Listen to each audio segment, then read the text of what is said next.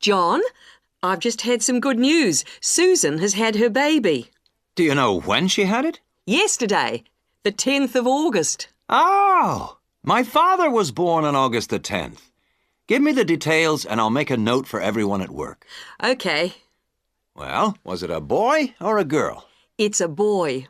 And what are they going to call him? Tom. Tom Lightfoot. That sounds quite good, don't you think? Yes, that has quite a good ring to it. You know, he's quite a big baby. He weighed 4¼ kilos when he was born. Oh, that does sound big, 4¼ kilos. And he's long, too, 46 centimetres. Tall parents. He'll grow up to be over 2 meters, I'd say. With masses of black hair, curly black hair. You know, we should go and visit them in hospital. What about tomorrow afternoon at around 1 p.m? Yes, okay. Where should we meet? I could come and pick you up at your house if you like. Yes, that would be wonderful. My car is still off the road. Just refresh my memory. What's the address again? It's 15 Chesterfield Road, Paddington. It's next to the library, isn't it? Not exactly. It's next to a bank. The State Bank, actually. The library is opposite us on the corner. That's right. And there's a garage on the other street corner. I remember now. So you'll pick me up at 1:45, and we'll be there at 1 easily.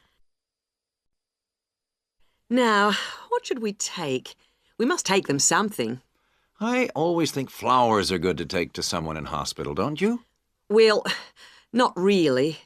Everyone always brings flowers and they don't last. I think it's much better to take a pot plant so she can take it home with her. Yes, but then she has to remember to water it.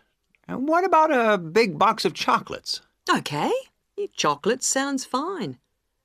We should get something for the baby too. What do you think? Yes, you're right. What do you think of something like baby shampoo or talcum powder?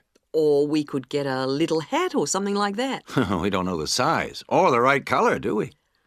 I think we should get something they wouldn't normally buy. What about a soft toy of some sort? Yes, a soft toy. What about a teddy bear? I could get one early tomorrow at the market, and I could probably get the chocolates there, too. Good. So you'll pick me up at 1:45 at my place, and I'll make sure that I've got the presents. You must remember how much you paid for the gifts, so I can pay you back for half. If they're going to be from both of us, I would like to go shares. Okay. I'd say the chocolates would be about $15 for something nice and not too small, and the toy would be around $35 or so, I think. Good, that'll be fine. About $25 each then. Good. I'll pick you up then on Sunday at 12:45. Okay. See you then. Bye. Good evening. Tonight's show comes to you from the Good Home exhibition in Duke's Court, where we've been trying out some of the latest gadgets on show here and getting our resident expert, Liz Shearer, to tell us which ones are worth buying and which will die a death. Well, hello. Yes, John, I've been investigating 4 new household gadgets and sorting out the advantages and disadvantages and then really deciding what are must-buys, what are maybe-buys and what are never-buys. Let's start with this vacuum flask for keeping drinks hot. Well, I felt this had quite a lot going for it. Most of all is the fact that it contains no glass and is therefore unbreakable to all intents and purposes. It's made of stainless steel, which is guaranteed for 20 years. Hope that's long enough. And it's true what the manufacturer claims, that it does maintain heat for 18 hours. So that's pretty good. On the downside, it really works out to be quite expensive, and much more surprisingly, it unfortunately leaves a strange taste, when you've drunk from it. So, all in all, my recommendation would be it's got plenty of advantages, but it is rather expensive, so I'd say you should maybe buy it. Moving on to a natty little device, the whistle key holder. Basically, this is where you whistle and the key holder gives off a high-pitched noise and flashes light, so you can find it. One advantage of this model is that it also has a small light. You press the button, and this means you can find keyholes easily. I also felt the small size was a real advantage. On the weaker side, I did find the noise unpleasant, which I'm sure the designers could have done something about.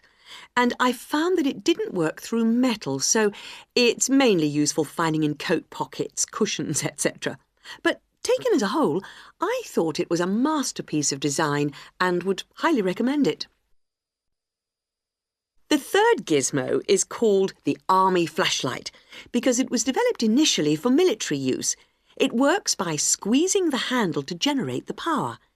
Its advantages are that it can be used for outside activities and also, and this is one of the surprising features, it does work underwater. My main objection to it, though, was although it did work in these conditions, this model gave off a weak light. So my recommendation, I'm afraid, would have to be to avoid this one. The decoy camera was last on my list. This is a fake video camera which you fix to your wall to scare off burglars. The advantage of this model is something which makes it look very realistic. It's flashing light. On the downside, it was quite difficult to fix to the wall. However, burglary is such a major problem these days that it is worth the effort. So, this gets my strong recommendation. OK, thanks for that, Liz. And now I'd like to... Well, Amina, thanks for letting me have your draft in such good time. Oh, that's all right. I was just very anxious to hear what you think of it. You can see that I decided to change the topic. I had been interested in looking at Bering's factory. Oh, I think the hospital was a much better choice. In fact, well, I have to say that I thought it was good. Oh. There's still lots of work to be done. Oh, yes, of course. But there's plenty of good ideas. It opens well, and the first chapter is fine, but the middle section really stood out for me. Most interesting. That's amazing, because I really didn't find it a bit easy to write. How long did you work on the whole thing? Well, I spent about 2 or 3 weeks reading and doing general research, and then I dashed the writing off very quickly. So about 4 weeks in all. Well, that's about par for the course. You've got a while yet to make the changes. Oh, right. No problem. Right. Let's have a look at my notes here. OK, starting with section headings. The broad divisions are good, but you'll have to redo the actual headings. I've made some suggestions in the margins. OK, thanks. Now, this information on local housing. I can see why you put it there, but it really isn't relevant to the approach you've taken. I think I see what you mean. Now, what did I say about the interviews? Oh, I worked very hard on those. I really thought they were valuable. Oh, they are, Amina, but they're very complex and rather unclear at the moment. You're going to have to spend a bit of time making the data a lot clearer. OK, as long as I don't have to remove them altogether. No, don't worry. What about the chronology, the list of dates? I wasn't sure whether I should rewrite those. My advice on that is to take them out. I feel it makes the whole piece appear too simplistic. OK, if it'll help. Now, there are a couple of other books I'd like you to look at. Have you got a pen?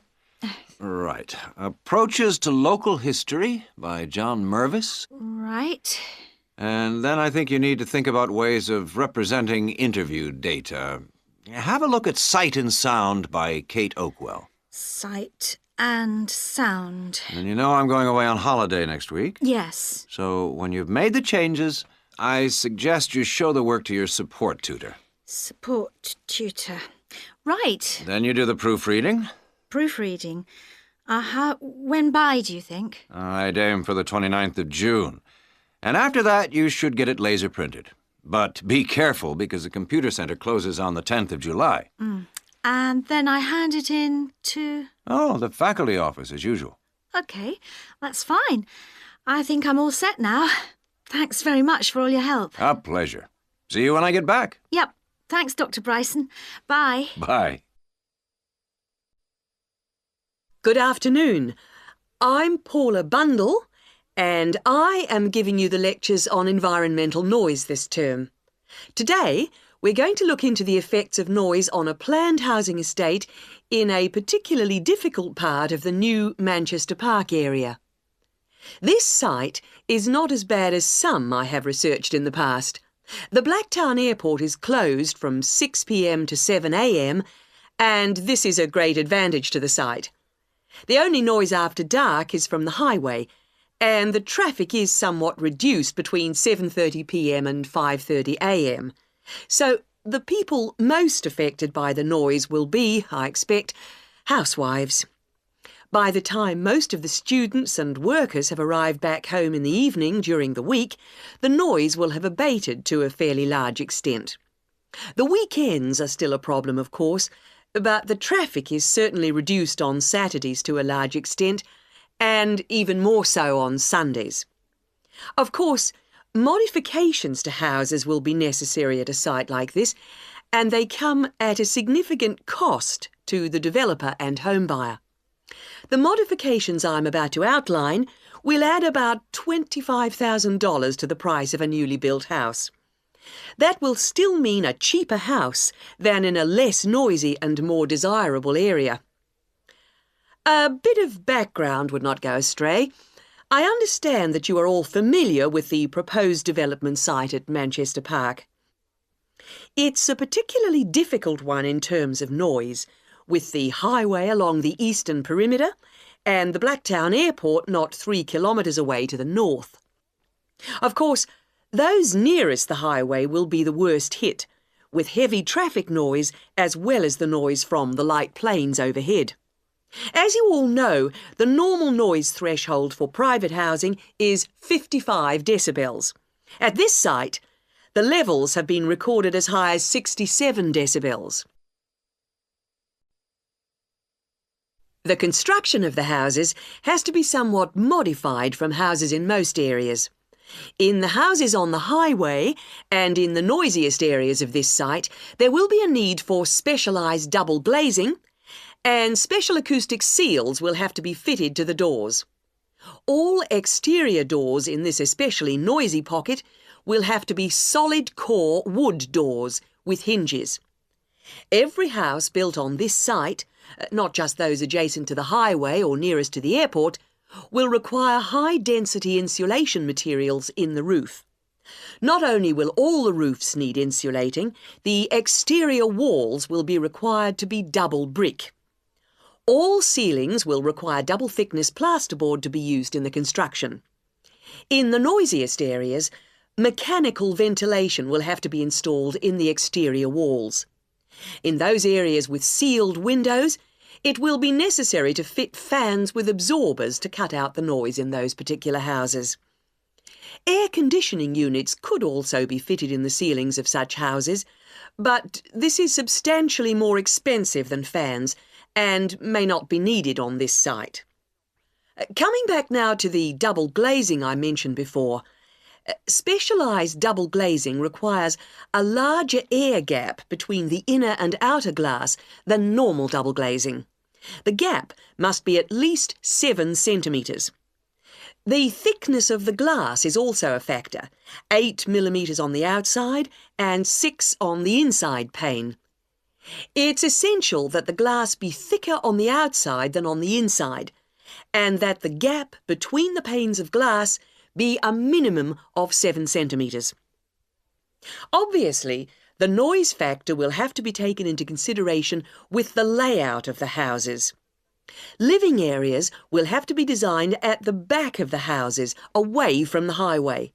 Bedrooms and living rooms will have to be built towards the back. And for those houses closest to the highway, 2 layers of plasterboard will be needed for the interior bedroom walls. Those rooms constructed at the front of the houses should be garages, laundries, kitchens, bathrooms and dining rooms. I have come to the conclusion that this development should go ahead, but with various acoustic modifications according to the position of the block in relation to the highway and intersection.